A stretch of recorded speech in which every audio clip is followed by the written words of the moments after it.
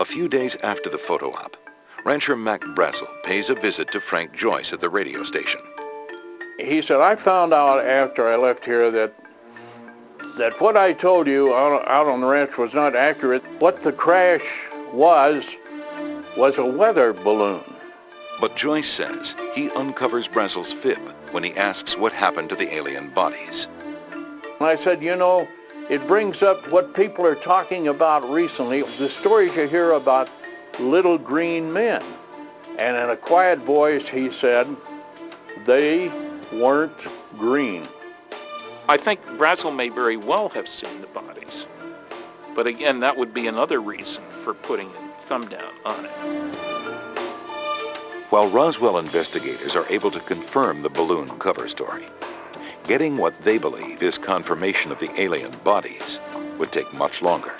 My reaction, as I remember, as I said, here it was in black and white talking about bodies and a disc.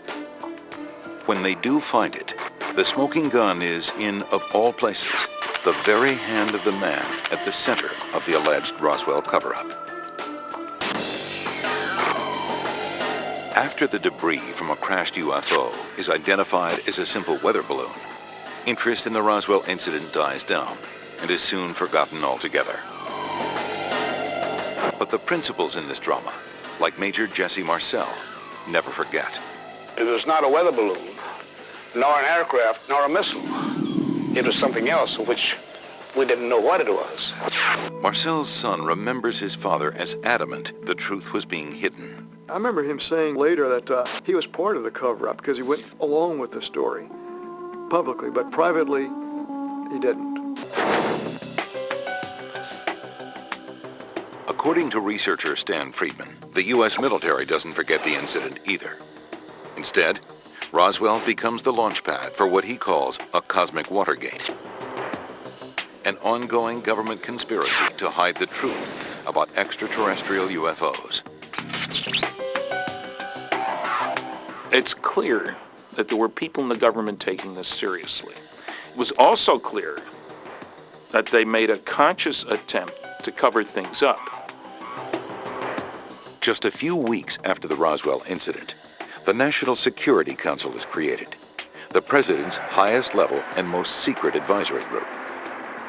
Obviously, UFOs would come under the aegis of the National Security Council. This is what bypassed the Constitution, the Congress, the news media, and the public.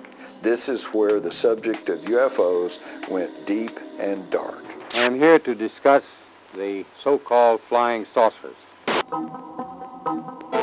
Also in 1947, the Air Force establishes what would be called Project Blue Book, a program to track all UFO sightings across the nation.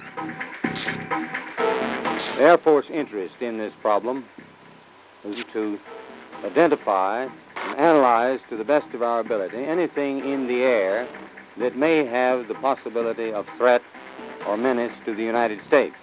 So many sightings are reported, Friedman claims the military issues special orders in response.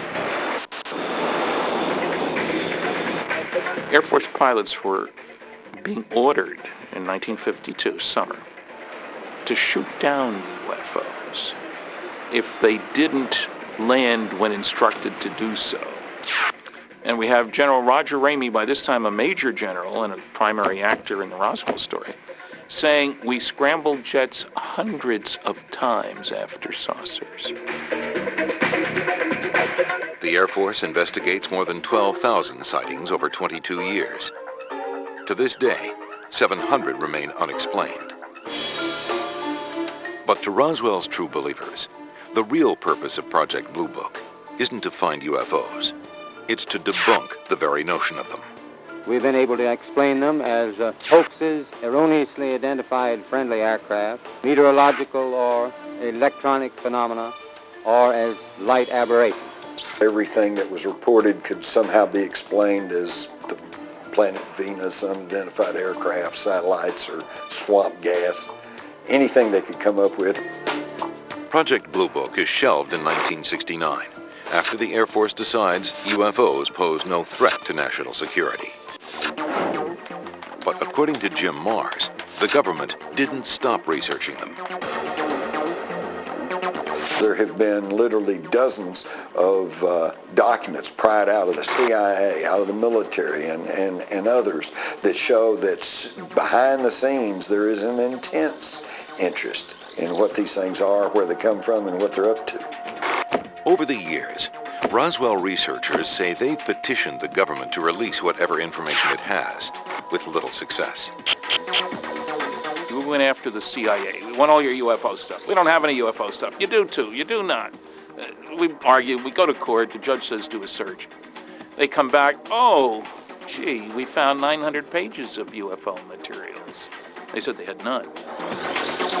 Even when documents are released, such as this affidavit from the National Security Agency, they're often highly censored. Eventually, we got it. The only trouble is it's about 80% blacked out. But why would the government hide what it knows about UFOs, and especially the Roswell incident? Friedman believes it's because the alien bodies are hidden away in secret government laboratories, and the wreckage is being studied for scientific advancements. For proof, he points to the revolutionary aircraft developed in the past 6 decades. Here's our fastest manned craft, the Apollo Command Module, and it looks like a flying saucer. Secret laboratories, engineering wonders. It seems unbelievable, unless you believe there really was an alien crash landing in Roswell. David Rudiak says he has proof of that. It's this 1947 photograph. This is one of 7 photos known to have been taken in the office of General Roger Ramey. The photograph is from the day the U.S. military identified the Roswell debris as nothing more than a weather balloon. In it, Ramey is kneeling beside the debris, clutching a piece of paper.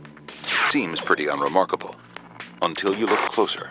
The real prize is what Ramey is holding in his hand right here. And you can see as you zoom in that there's writing on this paper. Using a digital photo scanner to enlarge and enhance the document, Rudiak says he can make out the words that prove there was an alien spacecraft. This was a brand new use of the word disc. The flying saucers or flying discs, and the terminology had been around for less than 2 weeks, and so the newspapers, for example, often enclose the word disc in quotes. Then, in the same paragraph, a shocker. The real key to this message is this word right here, which the initial group identified as being the word victims. Rudiak deciphers more of the paragraph.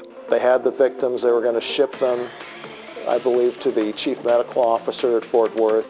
And when it's all strung together, Rudiak believes the document is nothing short of a bombshell. They'd found a disc, they'd found victims, they were shipping the victims out, and then they were going to cover it up. So is it all really true? The debris, the victims, the cover-up. Is this the long-awaited proof that an alien spacecraft did crash outside Roswell? The U.S. government has looked at the same evidence and come to a much different conclusion.